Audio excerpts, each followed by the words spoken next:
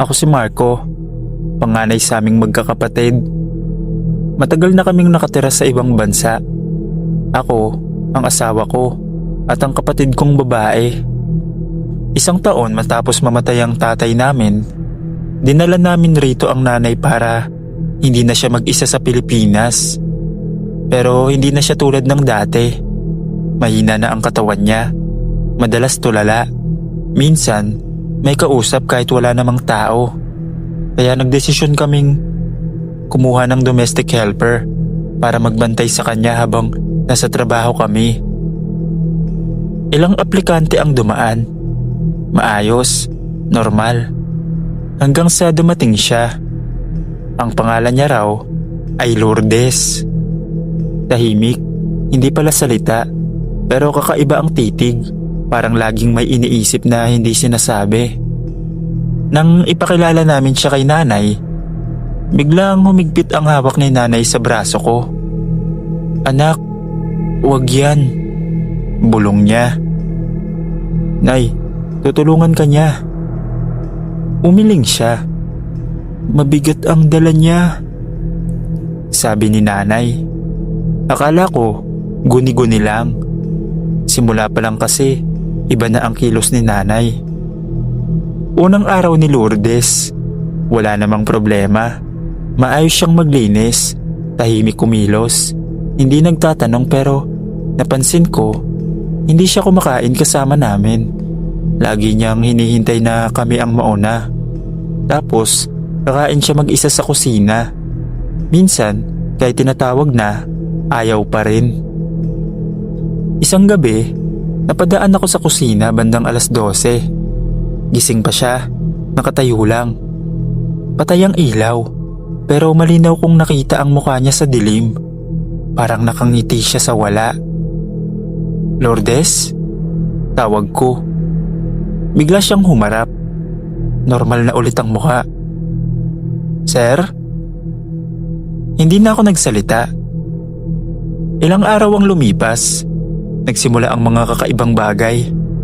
Biglang umiiyak si nanay sa gitna ng gabi. Minsan sumisigaw ng dasal. Halo-halo, mali-mali. At tuwing lalapit kami, iisa lang ang sinasabi niya. "Nandyan na naman siya." "Sinong siya, Nay?" tanong ko. Tumingin siya sa pintuan ng kwarto. "Yung babae." Pero tuwing lalabas kami para silipin si Lourdes, wala naman. Isang hapon, umuwi akong maaga. Tahimik ang bahay. Nakita ko si Lourdes sa sala, nakaupo sa sahig. Hindi sa sopa, sa mismong sahig talaga.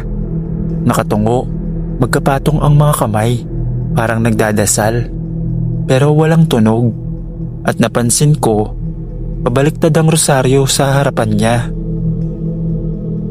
"Anong ginagawa mo?" Dahan-dahan siyang tumingala. "Pinapakalma ko po siya." "Sinong siya?" "Yung hindi niyo nakikita." Biglang tumayo si nanay mula sa likod ko at napasigaw. "Ilayo niyo sa akin yan!" Nagulat kaming lahat. Hindi na namin pinatagal.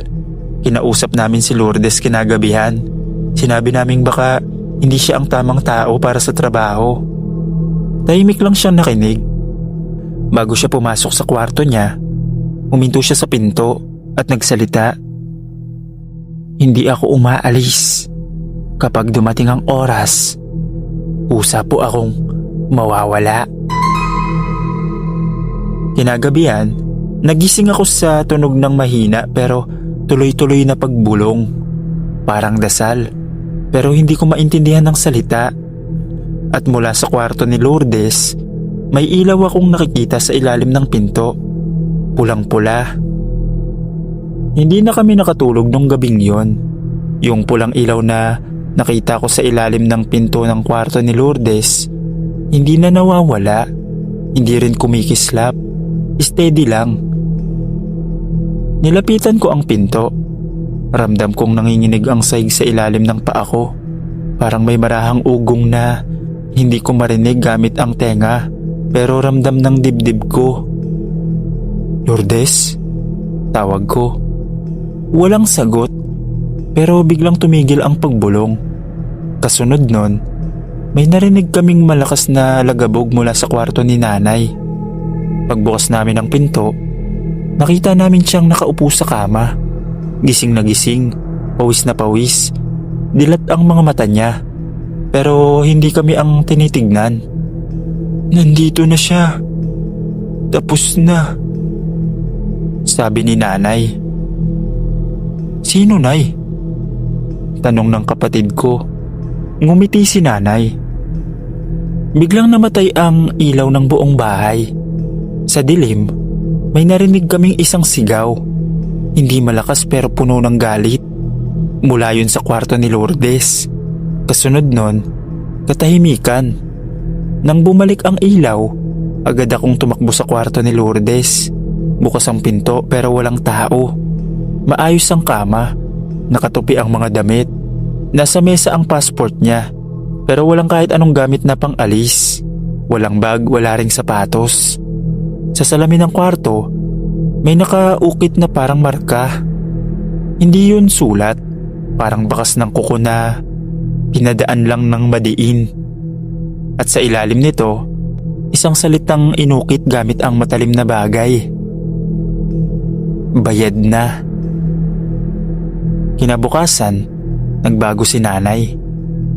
Tahimik siya pero hindi natulala. Nakakatulog na siya ng maayos. Hindi na siya umiiyak sa gabi. Parang gumaan ang katawan niya. Pero kami ang hindi mapakali. Tumawag kami sa agency. Walang record ng isang Lourdes na pinadala sa amin. Wala ring gaanong pangalan sa kontrata na hawak namin. Blanko ang parte kung saan dapat nandun ang detalye niya. Nag-report kami sa pulis. Ilang linggo ang lumipas. Normal na ulit ang lahat. Pero minsan sa madaling araw, nagigising ako sa amoy ng kandila sa bahay kahit wala namang kaming sinindihan. At minsan, naririnig ko si nanay na nagdarasal sa kwarto. Nagpapasalamat. Isang beses, tinanong ko siya, "Nay, kilala mo ba talaga si Lourdes?" Tumingin siya sa akin ng diretso at seryoso. Hindi siya katulong. Ayun lang yung sabi ni nanay. Hanggang ngayon, wala kaming paliwanag. Pero natutunan namin ang isang bagay. May mga taong dumarating sa buhay mo na hindi para manatili. At may mga nilalang na nagpapanggap lang na tao. Hanggang dito na lang po. Maraming salamat.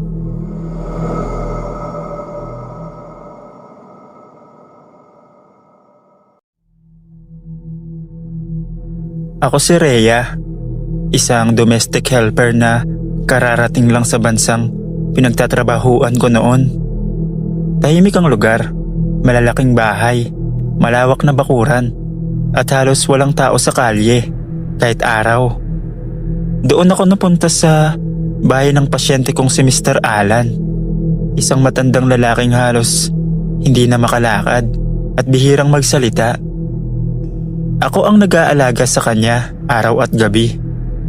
Sa unang linggo, normal lang ang lahat. Pinapakain ko siya, pinapalitan ng damit, inaasikaso ang gamot. Pero may isang bagay akong agad napansin.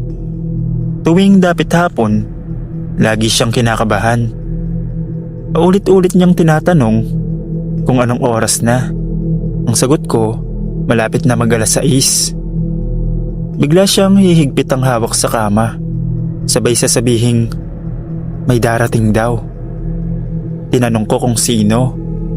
Hindi na siya sumagot. Isang gabi, bandang alas 6 ng hapon, bigla siyang bumangon ng bahagya sa kama. Nanginginig ang boses niya at sinabing buksan ko daw ang pinto. Nagulat ako. Tinanong ko kung may bisita ba siya. Ang sabi niya lang, darating daw yung sundo niya. Napatingin ako sa labas ng bintana. Wala namang sasakyan, wala ring tao. Sabi ko, wala naman akong nakikita. Tumigil siya sa pagsasalita. Tumitig lang siya sa may pintuan. Parang may nakikita siyang ako lang ang hindi nakakakita. Maya-maya, huminga siya ng malalim. Tapos bumulong siya. Nandito na daw. Nanlamig ang batok ko. Wala naman akong nakikita. Kinabukasan, tinanong ko ang anak niyang si Ma'am Claire. Ma'am, may inaasahan po ba kayong bisita ng papa niyo kahapon? Napatingin siya sa akin, halatang nagulat at nagtanong kung bakit. Sabi po kasi niya, may sundo raw siya. Natahimik siya sandali at nagsabing wala na siyang bisita. Matagal na. Hindi na ako nagtanong pa, pero hindi doon natapos. Sumunod na mga araw, pare-pareho ang nangyayari. Tuwing 6:00 ng hapon, bigla siyang magigising kahit mahimbing ang tulog. Tatanungin niya ang oras. Hihilingin na buksan ang pinto at pagkatapos, parang gumagaan ang pakiramdam niya. Parang may nakitang matagal niya nang hinihintay. Isang beses, naglakas loob akong silipin ang labas ng pinto pero wala naman. Pero nang bumalik ako sa kanya, nakangiti siya at sinabing hindi daw yun nagmamadali. Tinanong ko kung sino. Ang sagot niya lang, yung sumusundo daw sa kanya noong una. Ilang araw ang lumipas, bigla siya nang hina. Hindi na halos makakain. Hirap nang magsalita. Pero tuwing 6:00, gising na gising siya. Isang gabi, hinawakan niya ang kamay ko. Malamig ang palad niya.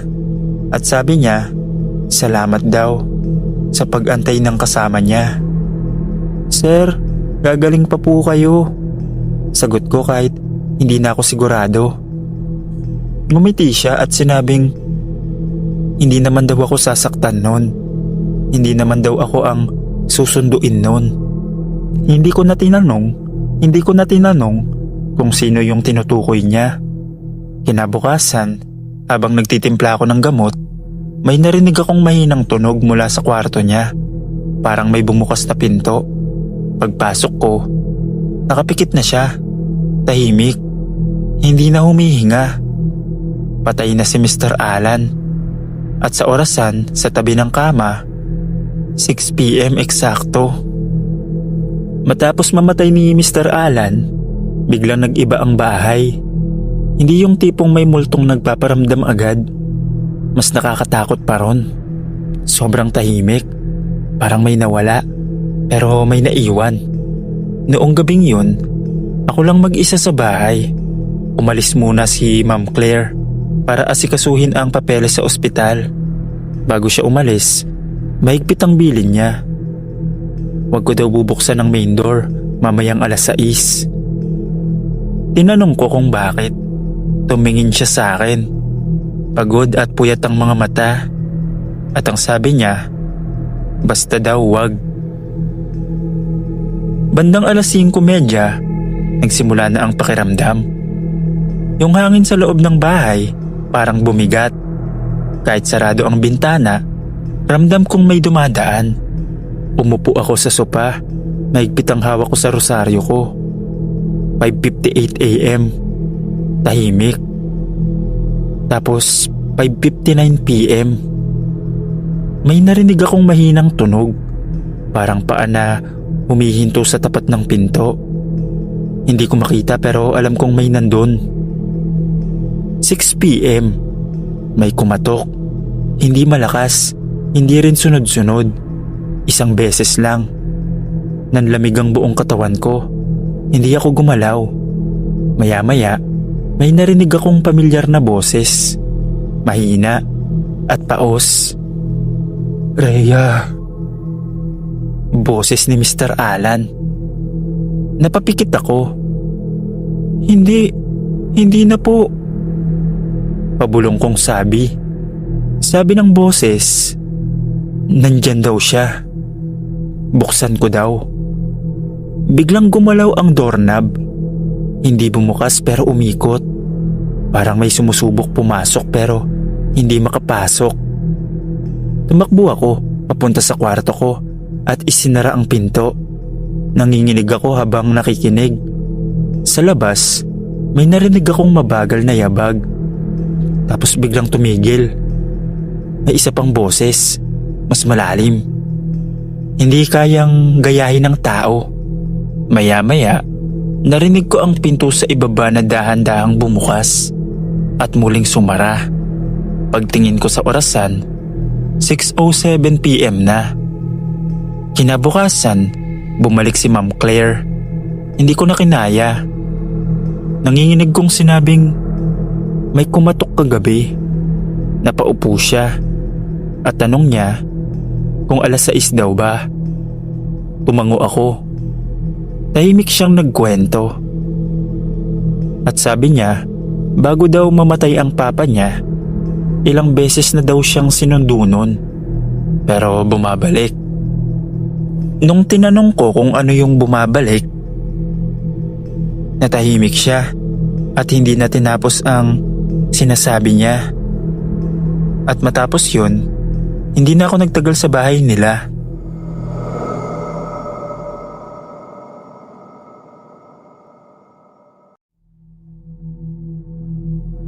Tawagin niyo na lang po akong Myla, isang domestic helper na nagtatrabaho sa isang tahimik na bahay sa ibang bansa. Hindi ko nababanggitin kung anong bansa yon. Dalawa lang kami ng amo kong si Madam Elise. Malaki ang bahay pero kakaiba. Parang laging malamig kahit tanghaling tapat. May isa siyang mahigpit na bilin noong unang araw ko. Sa paliguan, lilinisin ko daw. Pero wag daw akong magtatagal. Napangiti ako ng pilit at umoo. Sa unang linggo, wala naman akong napansin. Normal ang lahat. Trabaho, tulog, trabaho ulit. Pero isang gabi, matapos kong maligo, may napansin akong kakaiba sa salamin. May bakas ng kamay, maliit, parang sa bata. Napakunot ang noo ko. Pinunasan ko agad, nawala naman. Inisip ko baka singaw lang. Kinabukasan, ganun ulit. Pagkatapos kong maligo, habang nagpupunas pa ako ng buhok, lumitaw na naman ang bakas ng kamay sa salamin. Mas malinaw na ngayon. 5 daliri, mahaba at nasa gitna ng salamin. Kahit hindi ko naman hinawakan yun. Nilamig ang sikmura ko. Sinubukan kong baliwalain, pero habang tumatagal, parang may mali talaga sa paliguan. Tuwing papasok ako ron, parang may nakatingin kahit sarado ang pinto. Ramdam kong hindi ako nag-iisa. Isang gabi, naglilinis ako ng banyo. Biglang may tumulo na tubig mula sa gripo kahit nakapatay naman. Sabay may marahan na katok sa salamin. Napaatras ako. "Ma'am?" Tawag ko. Walang sagot. Paglingon ko sa salamin, may 2 bakas ng kamay na ngayon. Mas maliit pa, parang pangsanggol. Hindi na ako nakatiis. Tinanong ko si Madam Elise kinabukasan. Tinanong ko siya kung may anak ba siya. Tumigil siya sa pag-inom ng kape. Tinanong niya kung bakit. Sinabi ko yung mga bakas sa banyo. Hindi niya na ako pinatapos at inulit niya ang sinabi niya na huwag ako magtatagal doon. Nanigas ako sa kinatatayuan ko. Tinanong ko siya kung may nangyayari ba ron. Matagal siyang hindi sumagot tapos mahina niyang sinabing may bata daw siyang nawala. Noong gabing yun, hindi na ako nakatulog. Pero bandang 2:00 ng madaling araw, bigla ako nagising. May narinig akong tilamsik ng tubig galing sa paliguan. Dahan-dahan akong bumangon. Nanginginig ang mga paa ko habang papalapit ako sa pinto ng banyo. Bukas ang ilaw at sa loob, nakita ko ang salamin. Puno ito ng bakas ng kamay. Maliliit, marami, parang may dumidiin mula sa loob. Tapos may lumitaw na hugis ng muka. Hindi malinaw, parang pinipilit lumabas.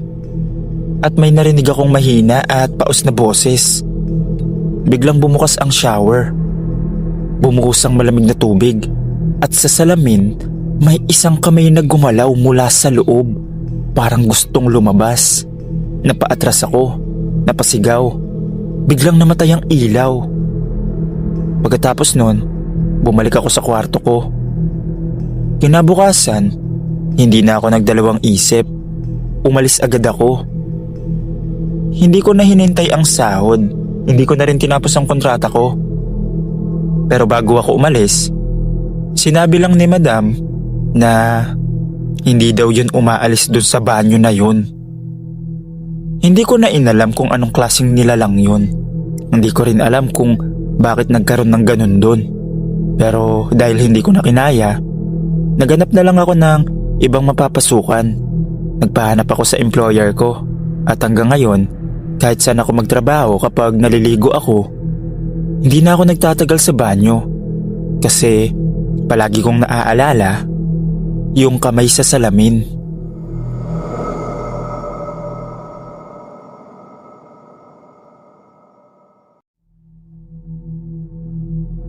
Ako po si Rina.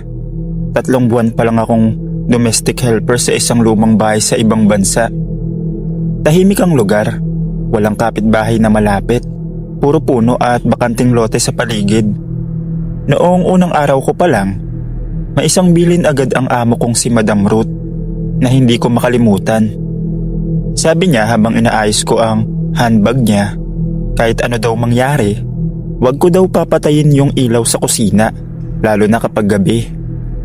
Tinanong ko kung kahit ba matutulog na ako, hindi ko pa rin papatayin. Tumigil siya sa pag-aayos. Mabagal siyang tumingin sa akin. Yung tingin na parang may gustong sabihin pero pinipigilan. Pero ang sabi niya, oo daw kahit anong oras, huwag daw patayin. Wala na rin siyang dinagdag na paliwanag pa. Sa una, binaliwala ko lang. Iniisip ko baka may OCD o takot sa dilim. Normal naman yun sa iba. Pero habang tumatagal, napapansin ko na ako lang ang gising sa gabi. Tahimik ang bahay, walang TV, wala ring radyo. Pero tuwing 12:00 ng hating gabi, may kakaibang pakiramdam. Parang may nagmamasid.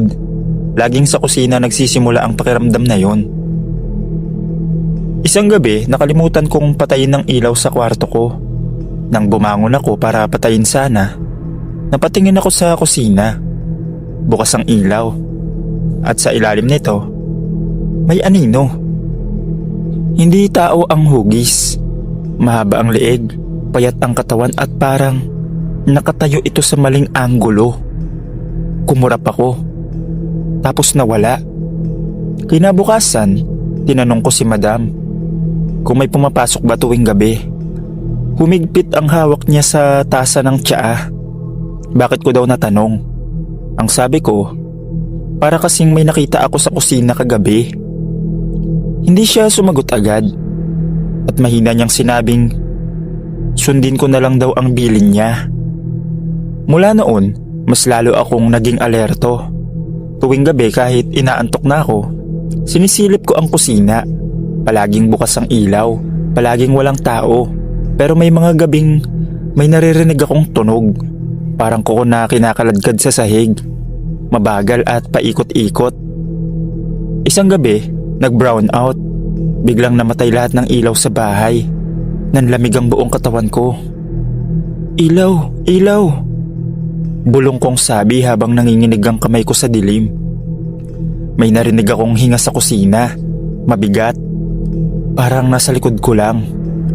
Nang bumalik ang kuryente, agad kong binuksan ang ilaw sa kusina. At doon ko siya nakita. Nakatayo sa mismong gitna ng kusina. Ang isang nilalang na parang tao pero hindi. Maitim ang balat. Walang mata pero ramdam kong nakatingin siya sa akin. Ngumiti siya. Hindi gumagalaw ang bibig. Ang buong muka ang bumuka. Napaatras ako at napasigaw. Biglang dumating si Madam sa kusina. Sinagawan niya ito na umalis. Kumisap ang ilaw at nawala ito. Kinabukasan, sinabi niya sa akin ang totoo. Noong bata pa raw siya, may namatay daw sa kusina. Simula noon, may sumusunod sa dilim. Ayaw nito ng ilaw, pero kapag tuluyang nababalot ng dilim ang kusina, lumalabas siya. Sabi ni Madam, ilaw ang pumipigil sa kanya. Kaya pag walang ilaw, nagpapakita ito. Hindi na ako nagtagal doon. 1 linggo matapos ang nangyari, umalis ako sa bahay na yon kahit hindi pa tapos ang kontrata ko. Pero hanggang ngayon, kahit nasa sarili ko na akong kwarto, hindi ako nakakatulog ng patay ang ilaw ng kusina.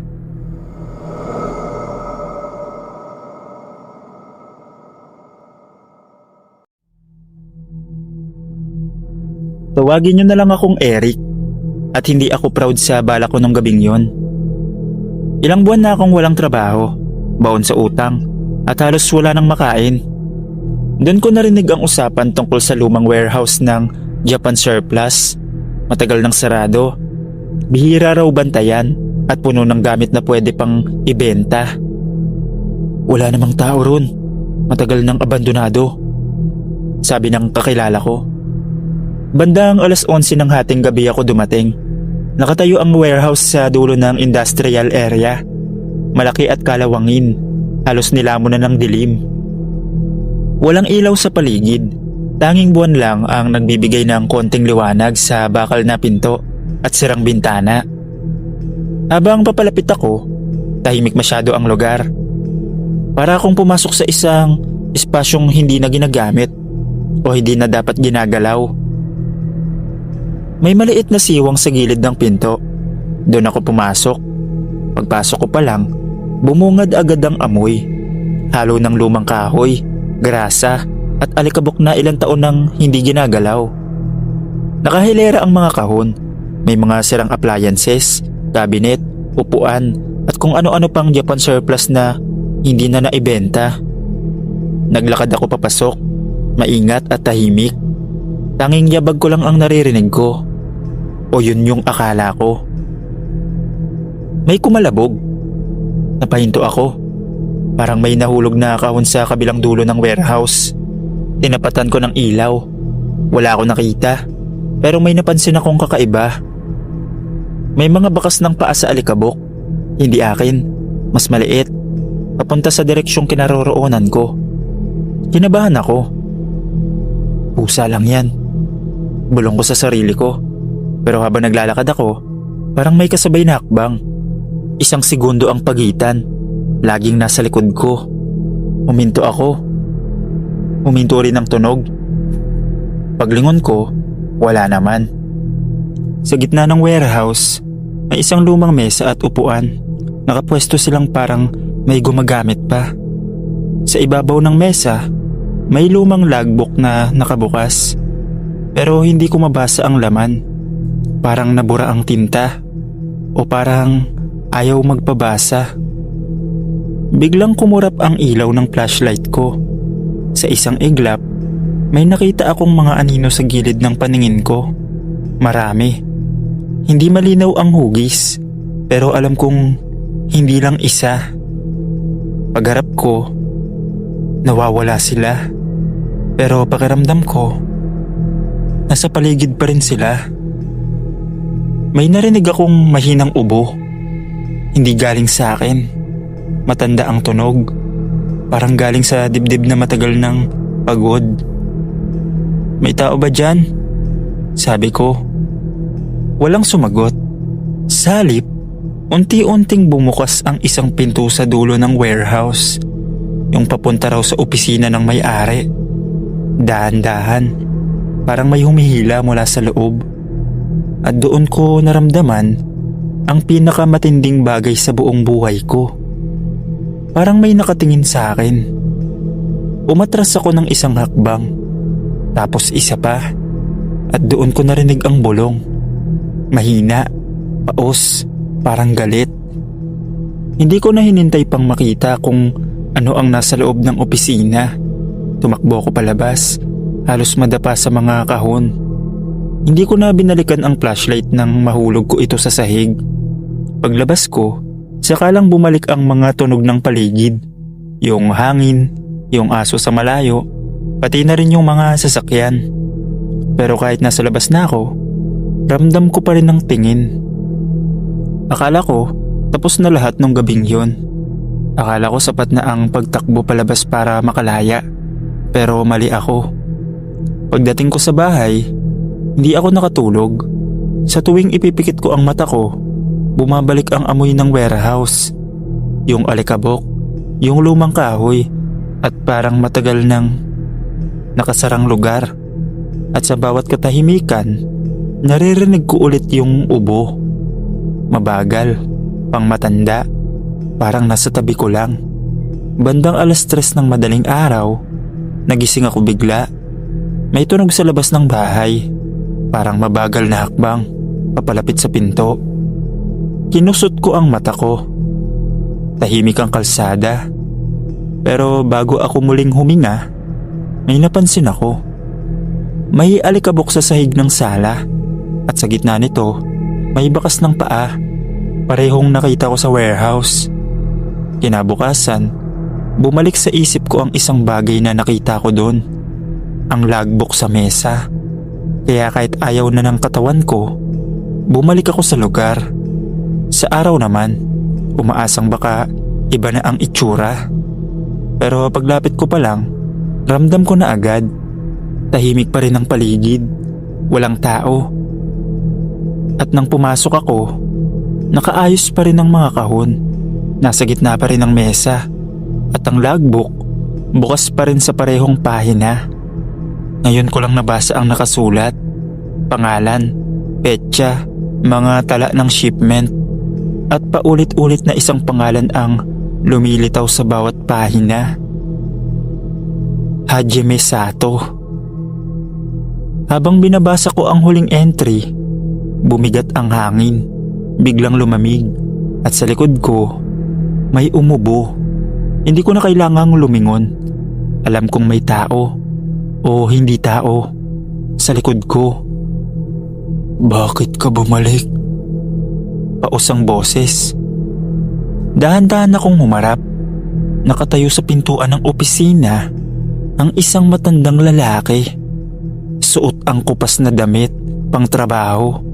Nakayuko ang likod. At ang mga mata niya, malalim, puno ng lungkot. Sa akin to, pinaghirapan ko. Napaatras ako. Kayo po ba ang may-ari? Tumango siya. Dito ako namatay. At doon nagsimulang gumalaw ang paligid. Ang mga anino na nakita ko dati, nagkaroon ng hugis. Mga lalaking may bitbit na kahon, mga babaeng tila empleyado. Lahat sila nakatingin sa akin. Alam kong hindi ka magnanakaw, pero mali ang pinapasok mo, sabi ng matanda. Biglang bumukas at nagsara ang mga pinto ng warehouse. Umalingaw-ngaw ang tunog. Ang mga kahon ay gumalaw. Parang may dumadaan sa pagitan nila. Parang bumalik sa dati ang lugar. Buhay, abala at puno ng tao. Napahawak ako sa dibdib ko. Aalis na po ako, pangako. Tinignan niya ako ng matagal. Tapos dahan-dahan siyang tumabi sa pintuan. Umalis ka at huwag ka nang babalik. Tumakbo ko palabas. Hindi na ako lumingon. Hindi na ako huminto. Ilang linggo ang lumipas, may nabalitaan ako. Opisyal nang ipinasara ang warehouse. Ayon sa balita, namatay raw ang dating may-ari sa loob. Inatake sa puso mag-isa habang nagbabantay sa mga gamit niya. Walang nakapansin, walang tumulong. Kaya simula nun, wala nang nagtangkang pumasok, wala nang nagnakaw, wala nang lumapit. At ako, hindi na ako muling nagbalak pumasok sa kahit anong abandonadong lugar.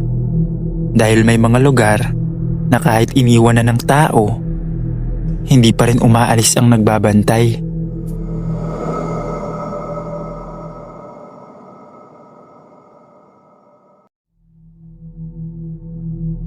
Ako si Rodel at 10 taon na akong may-ari ng isang maliit na Japan surplus shop. Hindi ako mayaman pero sapat ang kita. Mga mesa, cabinet, electric pan, lumang appliances, Sanay na ako sa mga sirang item, amoy lumang kahoy at minsan may kakaibang gamit na hindi ko na tinatanong kung saan galing. Para sa akin, negosyo lang lahat. Isang umaga, may dumating na package. Hindi ko inaasahan. Wala akong in-order. Wala ring text o tawag galing sa supplier ko. Malaki siya. Kahoy ang kahon. May Japanese character sa gilid. At may markang parang lumang bodega code. Sa'yo daw yan, sir. Sabi ng naghatid. Kanino galing? Tanong ko. Umiling lang siya. Kasama raw sa shipment? Hindi ko na masyadong pinansin. Akala ko freebie lang o may maling na isamang item. Binuksan ko ang kahon sa loob ng shop. Mag-isa. Doon ko siya unang nakita. Isang rocking chair. Luma. Gawa sa itim na kahoy. Makintab pero halatang gamit na gamit. May ukit sa gilid. Mga pattern na hindi ko maintindihan. Parang hindi pang dekorasyon kundi may ibig sabihin. Yung upuan, may mantsang parang hindi na natatanggal kahit anong linis. Hindi ko alam kung bakit pero napatigil ako sa pagtitig. Tahimik ang shop noon, tanghaling tapat. Pero parang may kung anong bumigat sa hangin. Tapos bigla, gumalaw ang rocking chair. Dahan-dahan lang. Napakunot ang noo ko. Akala ko hangin lang. Isinara ko ang pinto. Tumigil siya. Okay. Imahinasyon lang. Bulong ko. Inilabas ko ang rocking chair at inilagay sa may display katabi ng lumang mesa. Maya-maya, dumating ang unang customer ng araw. Isang matandang babae. Pagkakita pa lang niya sa rocking chair, napahinto siya. Magkano yan? Mura lang po. Matibay pa. Sagot ko. Umupo siya sandali para subukan. Umiling-iling ang upuan. Sakto lang ang galaw. Napangiti siya at binili niya na. Kinabukasan bumalik siya. Ibinagsak niya ang bag niya sa counter. Galit at nanginginig. Ayaw ko na yan. Kunin mo ulit. Sabi niya. Nagulat ako. Bakit po? Magdamag akong hindi nakatulog. Tuwing gabi, kahit walang nakaupo, gumagalaw yan at parang may bumubulong. Binalik ko ang bayad at kinuha ulit ang rocking chair. Ang sumunod na bumili, isang binata. Pagkaraan ng 2 araw, ibinalik din. Sunod, isang mag-asawa, ibinalik din. Iisa lang ang reklamo nila. Gumagalaw mag-isa. May tunog sa gabi. Parang may nakaupo kahit wala. At ang pinakang nakakabahala, lahat sila nagsasabing may pakiramdam silang may nakatingin habang nasa bahay ang rocking chair.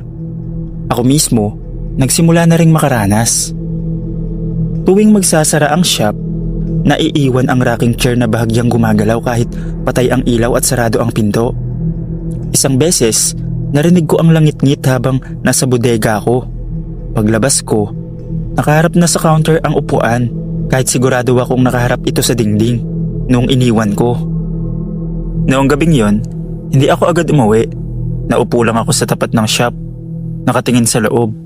At doon ko napansin, sa tuwing tumitigil ang rocking chair, parang may bakas ng bigat sa upuan. Parang may bagong upo lang at kabababa lang. Kinabukasan, tinawagan ko ang supplier ko. Tahimik siya nang banggitin ko ang rocking chair. Hindi dapat na isama yan at wag mo na sanang ibenta pa, sabi niya. Bakit? Tanong ko. May mga gamit na hindi dapat ipinapasa, sabi niya. At doon nagsimulang pumasok sa isip ko ang isang tanong na hindi na ako pinatahimik. Kung hindi ito dapat ipasa, bakit ito ipinadala sa akin? Matapos ang tawag namin ng supplier ko, hindi na ako mapakali. Buong araw, hindi ko inalis ang mata ko sa rocking chair. Hindi ko na rin ito inilabas sa display. Inilipat ko siya sa pinakaloob ng shop, sa bodega, katabi ng mga sirang gamit na bala ko nang itapon. Pero kahit doon, ramdam ko pa rin siya. Pagsapit ng gabi, nagsara ako ng maaga. Habang binababa ko ang bakal na pinto, narinig ko ulit ang pamilyar na tunog. Langit-ngit ng kahoy, mabagal at paulit-ulit. Nangangatog ang kamay ko habang binubuksan ko ulit ang ilaw. Pumasok ako sa bodega. Nasa gitna na ng sahigang rocking chair. Hindi ko siya iniwan doon. Sigurado ako. At mas lalong sigurado ako sa sunod kong nakita. May bakas ng paa sa alikabok. Maliit, parang paa ng bata. Papunta at paikot sa upuan. Biglang bumigat ang hangin. Parang sumikip ang kwarto. At doon sa unang pagkakataon, narinig ko ang boses. Hindi ko maintindihan pero alam ko ang lungkot at galit sa bawat sinasabi niya. Mahina at paos. Biglang tumunog ang rocking chair. Mas mabilis na kaysa dati. Parang may nakaupo. Dinidiinan ang bigat. Hindi ko na kinaya. Tumakbo ako palabas ng shop. Iniwan ang ilaw na bukas at ang pinto na nakasara lang. Kinabukasan, hindi na ako nagbukas. Tinawagan ko ang dalawa kong kaibigan, si Ben at si Lito, at ikwento ko ang lahat. Hindi sila naniwala noong una, hanggang sa pumasok kami sa shop. Pagbukas pa lang ng pinto, gumalaw agad ang rocking chair ng mag-isa. Walang hangin, walang tao sa paligid. Napamura si Ben. Tahimik lang si Lito pero namutla. Hindi to normal. Kailangan nang mawala yan. Doon namin napagdesisyonan ang hindi ko inakalang gagawin ko kailanman. Sunugin namin ang rocking chair. Gabi na nang inilabas namin ito sa bakanting lote sa likod ng shop. Tahimik ang paligid. Habang binubuhusan namin ng gasolina ang upuan, bigla itong tumigil sa paggalaw. Nang sindihan ko ang posporo, umalingaw-ngaw ang isang sigaw. Galing sa mismong rocking chair. Isang sigaw na puno ng galit. Nang masunog ang kahoy, biglang lumakas ang apoy. Parang hinihigop ang hangin sa paligid. Umalingasaw ang amoy. Hindi lang sunog na kahoy, kundi parang lumang bahay at bulok na tela. At bago tuluyang gumuho ang upuan, nakita ko isang anyo nakaupo, unti-unting natutunaw sa apoy. Pagkatapos nun, biglang tumahimik ang lahat. Parang may nawala. Simula nung gabing yun, wala nang bumalik na customer para magreklamo. Wala nang gumagalaw sa shop. Wala nang tunog sa gabi. Pero kahit ganon, hindi na ako nagbenta ng rocking chair kahit kailan. At tuwing may dumarating na package na wala sa listahan, hindi ko na binubuksan. Ibinabalik ko agad.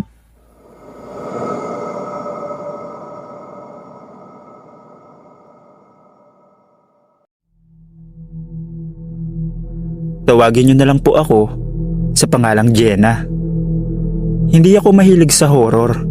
Hindi rin ako naniniwala agad sa multo. Praktikal akong tao. Kaya nga napunta ako sa isang Japan surplus isang umaga. Naghahanap lang ng murang cabinet at electric kettle. Wala akong inaasahang kakaiba. Akala ko, ordinaryong pamimili lang. Yung surplus shop, nasa likod ng lumang bodega. Tahimik ang lugar, parang bihira nang may pumupunta. Bukas ang pinto, pero walang music. Wala akong marinig na may tendero. Pumasok na rin ako, dahil sayang ang biyahe kung hindi ko itutuloy. Sa loob, maayos ang pagkakaayos ng mga gamit. May mga mesa, upuan, lumang aparador, at mga kurtinang may Japanese na sulat. Maliwanag naman ang ilaw, pero may kakaibang pakiramdam. Parang may nakatingin kahit wala naman akong kasabay. Habang nag-iikot ako, napansin kong mas tahimik sa loob. Yung tunog ng tsinelas ko sa sahig na lang ang naririnig ko. Hanggang sa makarating ako sa bandang likod, malapit sa kurtinang naghihiwalay sa storage area. Doon ko siya unang nakita. Sa likod ng kurtina, may anyong babae. Nakatayo lang siya, bahagyang nakatigilid ang ulo. Akala ko nung una, isa lang siyang mannequin o display. Pero nang mapansin ko ang kulay niya, hindi siya kulay kayumanggi. Itim siya. Buo. Parang usok na may hugis tao. Mahaba ang buhok niya, diretso pababa, at suot niya ang parang lumang kimono. Hindi ko makita ang mukha niya ng malinaw, pero ramdam ko na nakatingin siya sa akin. Humakbang ako pa atras. Doon ko napansin, walang paa ang babae. Hindi siya nakatayo sa sahig, parang nakalutang lang siya, ilang pulgada mula sa lupa. Nanikip ang dibdib ko. Gusto kong magsalita, tumawag ng tao, pero walang lumalabas sa bibig ko. At bigla, umalis ang itim na buhok sa mukha niya. Nakita ko ang mga mata, isang butas na itim lang. Hindi ko na inintindi kung ano pa siya. Alam ko lang, kaluluwa siya, at alam niyang nakikita ko siya. Biglang bumigat ang hangin, parang may dumadagan sa balikat ko. At dahan-dahan, lumapit siya. Hindi naglalakad kundi parang dinadala lang ng hangin papunta sa akin. Napasigaw ako sa takot. Tumalikod ako at tumakbo palabas. Hindi ko na kinuha ang bag ko. Hindi ko na tinignan kung may masisira akong gamit. Basta tumakbo ako hanggang makarating ako sa labas. Hingal na hingal at nanginginig. Paglingon ko sa loob, wala na siya. Pero ang kortina sa likod, unti-unting gumagalaw kahit walang hangin.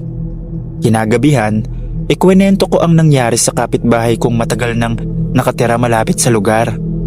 Hindi siya nagtaka. Sa halip, napabuntong hininga lang siya. Matagal na yung surplus na yan. May mga nagsasabing galing daw sa lumang bahay sa Japan ang ibang gamit dyan.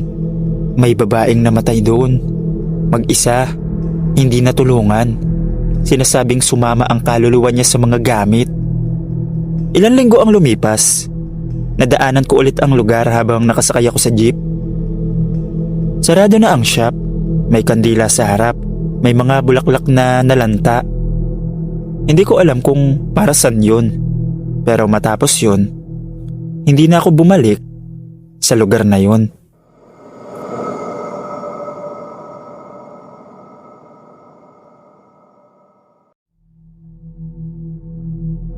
Ang pangalan ko ay Marvin at mahilig talaga ako mag-ikot sa mga Japan surplus. Ewan ko ba, may kakaibang saya sa paghahanap ng mga lumang gamit. Parang bawat item may kasamang kwento. Isang hapon, napadpad ako sa isang maliit na Japan surplus shop sa gilid ng highway. Medyo tago siya, halos wala nang dumadaan. May kalawang na gate. Kupas na ang tarpaulin at tahimik na tahimik ang paligid. Sabi ko sa sarili ko, dito siguro may makikita akong kakaiba. Pagpasok ko pa lang, sinalubong na agad ako ng amoy. Halo ng lumang kahoy, alikabok, at parang mamasamasang tela.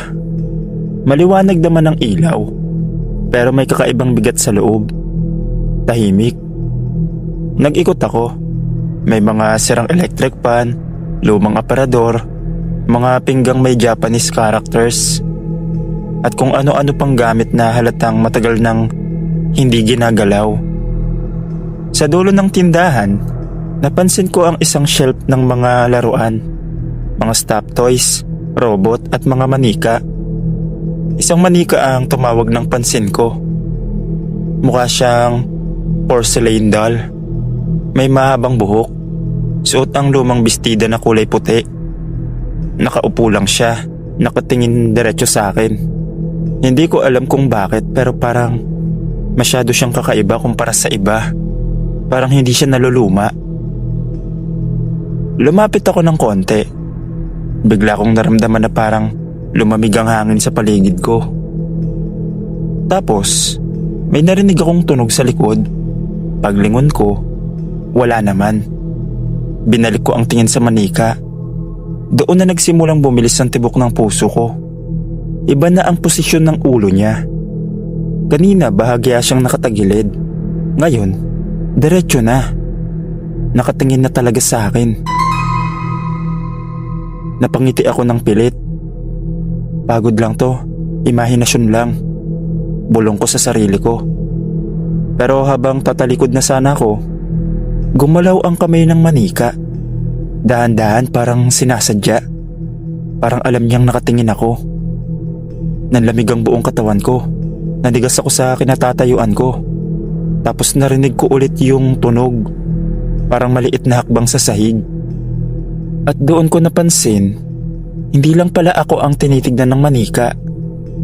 Lahat ng manika sa shelf, kahit yung nakatihaya o nakatalikod, parang nakaharap sa direksyon ko. Hindi ko na inisip pa. Tumakbo ko palabas ng tindahan. Halos madapa pa ako sa gate. Hindi na ako lumingon. Hindi ko na hinintay kung may tindero ba o wala. Basta ang alam ko lang, kailangan kong makaalis. Pagdating ko sa labas, hingal na hingal ako. Nanginginig ang kamay ko. Pagtingin ko sa loob ng shop, nakapatay ang ilaw. Pero sigurado akong kanina lang, maliwanag yun. Kinagabihan, ikuwento ko ang nangyari sa isang kakilala kong nakatira malapit doon. Tahimik lang siya habang nakikinig.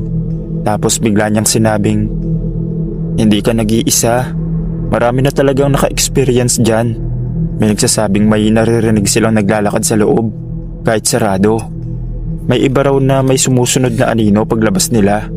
At yang manika, ilang beses na raw yan inilalabas sa display pero laging bumabalik sa loob. Kinabukasan, dinaanan ko ulit ang lugar mula sa malayo. Sarado na ang Japan Surplus. Sa gate, may nakasulat na "For rent." Pero kahit mataas ang sinag ng araw, parang madilim pa rin ang loob. Simula noon, hindi na ako bumalik. At kahit kailan, hindi na ako pumasok muli sa kahit anong Japan Surplus na may mga manika.